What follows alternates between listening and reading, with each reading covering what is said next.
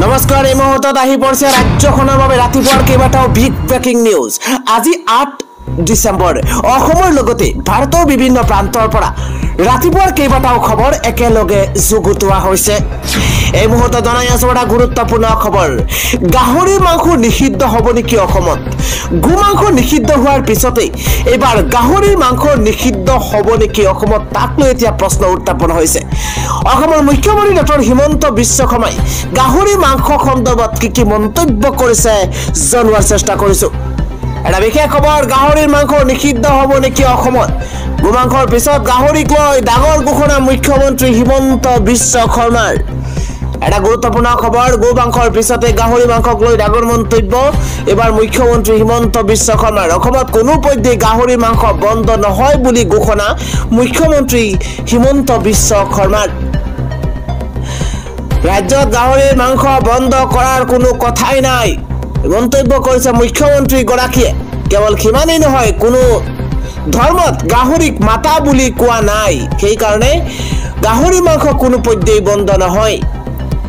গাহৰি বন্ধ কৰিবলৈ হলে ছাগলীও বন্ধ কৰিব লাগিব, এই মন্তব্য কৰিছে মুখ্যমন্ত্ৰী গৰাকীয়ে। কেৱল সিমানেই নহয়, গাহৰিৰ মাংসৰ ভাল ব্যৱহাৰ হবলৈ চৰকাৰে আঁচনি দিয়াৰো ঘোষণা কৰিছে।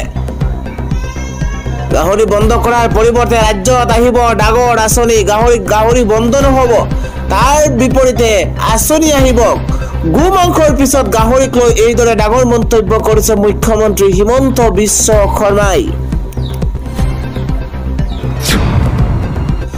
পৰৱৰ্তী খবৰটো হৈছে কংগ্ৰেছে মিত্ৰতাক লৈ অখিল গগৈয়ে ডাঙৰ মন্তব্য কৰিছে।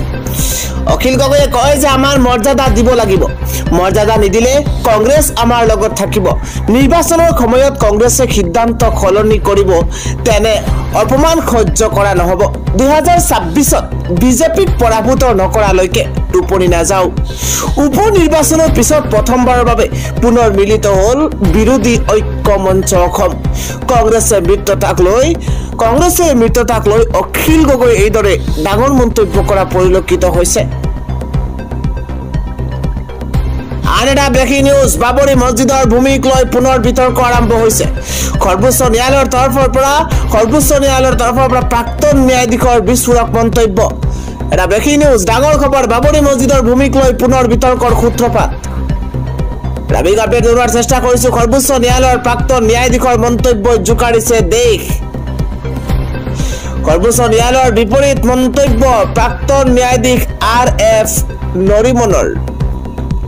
বাবৰি মছজিদৰ ঠাইত ৰাম মন্দিৰ থকাৰ প্ৰমাণ নাই বুলি দাবী। উচ্চতম ন্যায়ালয়ে ধৰ্ম নিৰপেক্ষতাৰ ভিত্তিত ন্যায় প্ৰদান নকৰিলে বুলি বিস্ফোৰক মন্তব্য।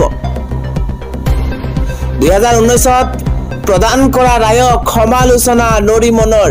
এটা বিগ ব্ৰেকিং নিউজ, মছজিদৰ ঠাইত মন্দিৰ থকাৰ সঠিক প্ৰমাণ নাই বুলি বিপৰীত মন্তব্য প্ৰাক্তন ন্যায়াধীশজনৰ। মছজিদৰ ঠাইত মন্দিৰ থকাৰ সঠিক প্ৰমাণ নাই বুলি বিপৰীত মন্তব্য প্ৰাক্তন ন্যায়াধীশজনৰ। বাবৰি মছজিদৰ ভূমিক লৈ পুনৰ বিতৰ্কৰ সূত্ৰপাত আৰম্ভ হৈছে। আন এটা ব্ৰেকিং নিউজ, এইবাৰ পঞ্চায়ত নিৰ্বাচন কেনেকুৱা হ'ব বা পঞ্চায়ত নিৰ্বাচনক লৈ হিমন্ত বিশ্ব শৰ্মা চৰকাৰখনে কি মন্তব্য কৰিছে জনোৱাৰ চেষ্টা কৰিছো। এটা বিশেষ খবৰ, পঞ্চায়ত নিৰ্বাচনক লৈ ডাঙৰ খবৰ।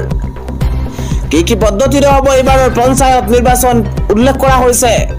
এইবাৰৰ পঞ্চায়ত নিৰ্বাচনত নাথাকিব ৰাজনৈতিক প্ৰভাৱ। ৰাজনীতি মুক্তভাৱে অনুষ্ঠিত হ'ব এইবাৰ পঞ্চায়ত নিৰ্বাচন। এটা ব্ৰেকিং নিউজ, পলিটিকেল আপডেট জনোৱাৰ চেষ্টা কৰিছো। নাথাকিব এতিয়াৰ পৰা SGP, নাথাকিব বিজেপি, কংগ্ৰেছ, AIUDFৰ কোনো ধৰণৰ প্ৰভাৱ। এইবাৰ পঞ্চায়ত নিৰ্বাচনত এনেধৰণৰ ৰাজনীতি নাথাকিব। অৱতীৰ্ণ হ'বলগীয়া সকলো প্ৰাৰ্থীয়ে হ'ব নিৰ্দলীয়। গাঁৱৰ মানুহে ভাল পোৱা ব্যক্তিয়েই খেলিব পাৰিব নিৰ্বাচন। ফেব্ৰুৱাৰী 10 তাৰিখৰ ভিতৰতে সমাপ্ত হ'ব পঞ্চায়ত নিৰ্বাচনৰ প্ৰক্ৰিয়া। জানুৱাৰী মাহত জাৰি কৰা হ'ব পঞ্চায়ত নিৰ্বাচনৰ অধিসূচনা। এটা সবাতোকৈ গুৰুত্বপূৰ্ণ খবৰ, 30 ডিচেম্বৰৰ পূৰ্বে প্ৰকাশ হ'ব পঞ্চায়ত নিৰ্বাচনৰ ভোটাৰ তালিকা। পঞ্চায়ত নিৰ্বাচনক লৈ এইদৰে ডাঙৰ ঘোষণা কৰিছে মুখ্যমন্ত্ৰী হিমন্ত বিশ্ব শৰ্মাই। আনে গুৰুত্বপূৰ্ণ খবৰ হৈছে ৰাজ্যৰ লাখ লাখ যুৱক যুৱতীৰ বাবে ভাল খবৰ। কিন্তু 29 ডিচেম্বৰত অনুষ্ঠিত হ'ব ৰাজ্যত টেট নিযুক্তি পৰীক্ষা। এটা বিশেষ খবৰ, ভাল খবৰ জনোৱাৰ চেষ্টা কৰিছো। ৰাজ্যৰ লাখ লাখ যুৱক যুৱতীৰ বাবে ভাল খবৰ আহিছে। কিন্তু 29 ডিচেম্বৰত অনুষ্ঠিত হ'ব টেট নিযুক্তি পৰীক্ষা। 29 ডিচেম্বৰত অনুষ্ঠিত হ'ব টেট নিযুক্তি পৰীক্ষা। এটা ব্ৰেকিং নিউজ, মাধ্যমিক পৰ্যায়ৰ শিক্ষক পদৰ বাবেই প্ৰথমবাৰলৈ হ'ব এই পৰীক্ষা। এটা সবাতোকৈ গুৰুত্বপূৰ্ণ খবৰ এই সন্দৰ্ভত মন্তব্য শিক্ষামন্ত্ৰী ৰানুজ পেগুল।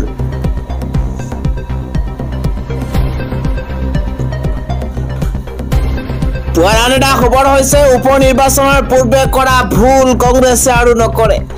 ভূপেন বৰাক মিত্ৰতা শক্তিশালী কৰাৰ গ্ৰীণ সিগনেল দিছে এবাৰ ৰাহুল গান্ধীয়ে। এটা ব্ৰেকিং নিউজ, ডাঙৰ খবৰ জনোৱাৰ চেষ্টা কৰিছো। উপ নিৰ্বাচনৰ পূৰ্বে কৰা ভুল কংগ্ৰেছে আৰু নকৰে। ভূপেন বৰাক মিত্ৰতা শক্তিশালী কৰাৰ গ্ৰীণ সিগনেল ৰাহুল গান্ধীৰ। এটা বিগ ব্ৰেকিং নিউজ, উপ নিৰ্বাচনত যেন শিক্ষা পালে কংগ্ৰেছে। মিত্ৰতা সন্দৰ্ভত মন্তব্য এইবাৰ ভূপেন বৰাৰ। পৰৱৰ্তী ডাঙৰ খবৰ হৈছে মিছন বসুন্ধৰাক লৈ চৰকাৰে কৰিছে বৃহৎ ঘোষণা। 31 ডিচেম্বৰ শেষ সময়সীমা বান্ধি দিয়া হৈছে মিছন বসুন্ধৰাৰ বাবে। 31 ডিচেম্বৰৰ পূৰ্বে আপুনি কি কাম কৰিব লাগিব। মাটি বাৰী সন্দৰ্ভত আপোনাৰ যদি কাম থাকে আপুনি 31 ডিচেম্বৰৰ শেষ সময়সীমা বান্ধি দিয়া হৈছে।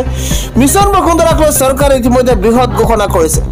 31 ডিচেম্বৰৰ পূৰ্বে আপুনি কি কাম কৰিব তাৰ তথ্য ইতিমধ্যে জনাই দিয়াৰ চেষ্টা কৰিছো। এটা বিশেষ খবৰ, ভূমি পট্টাক লৈ আহিছে ডাঙৰ ঘোষণা।